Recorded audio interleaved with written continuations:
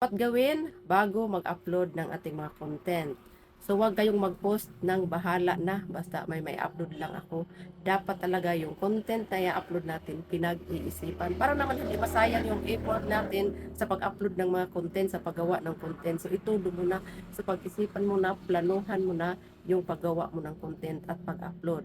So, ngayon, magbibigay ako ng mga steps para kung ano ang gagawin bago tayo mag-upload.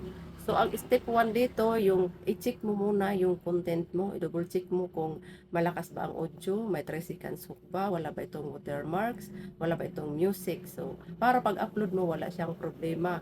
Kasi kapag nag-upload ka, may mali, i-delete mo, so nakakababa siya ng rates. So, kailangan i-double check mo muna bago mo i-upload.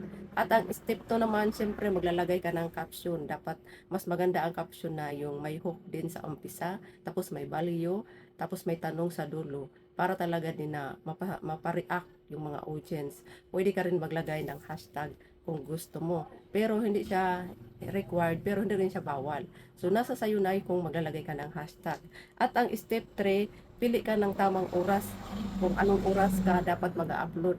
Sa tanghali, mas maganda yung 12 to 2 p.m. At sa gabi naman yung 7 to 10 oras ng pahinga. So, bago kasi matulog yung mga tao, nag-Facebook din. So, yan ang kailangan mong gawin din bago ka mag-upload. Pumili ka ng tamang oras kung saan ka mag-upload. At ang pang-apat naman yung step 4, kailangan first comment ikaw agad. So, pwede kang mag-comment sa sarili mong content. Pagka-post mo, pwede kang mag-comment para maumpisahan mo ang usapan doon sa comment section. So, marami ng mga content creator ang gumagawa nito ngayon na pagka-upload nila, nagko-comment sila sa sarili nilang content. At ang panglima naman, ito, yung step 5, ready mag-reply. Kailangan, huwag mong iwan. Halimbawa, nag-upload ka ng video. After 1 hour, balikan mo kaagad. Tapos, replyan mo yung mga nag-comment doon kasi yan ang gusto ni Meta. Yung parang active ka kasi kapag ganyan ka, mas lalong ipupush yan ni Facebook yung content mo. Huwag mong hayaan na ang content mo iwan mo lang pagkatapos mo mag-upload. Dapat after 1 hour, balikan mo at mag-reply ka sa mga comment doon. At ang step 6 naman dito, check account status. Halimbawa, o bago ka mag-upload, i-check mo muna kung wala bang problema, recommendable ba yung profile mo, wala ka bang issue. Kasi kapag may issue ka, huwag ka munang mag-upload. So, dapat resolbahin mo muna kung ano yung mga issue, mga problema mo bago ka mag-upload. Dahil sayang lang naman kapag nag-upload ka na may violations ka, may problema ka.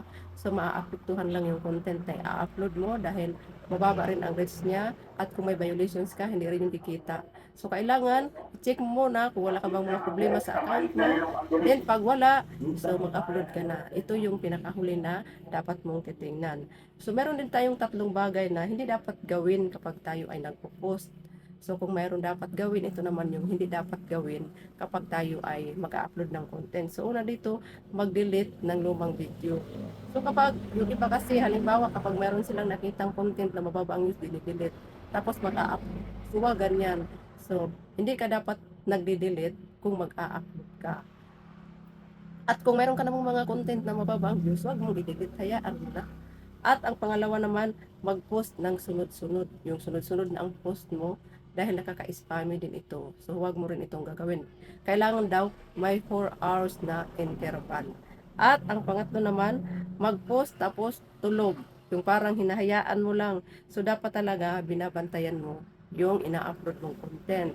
So, after 1 hour, balikan mo. So, hindi talaga dapat na pagkatapos ng pag-upload ng video, hinahayaan mo lang. So, kailangan balikan mo, tapos replyan mo, para talaga siya na i-push siya ni Facebook sa mas maraming tao. So, yun lang. Sana nakatulong ito sa inyo. Thank you for watching.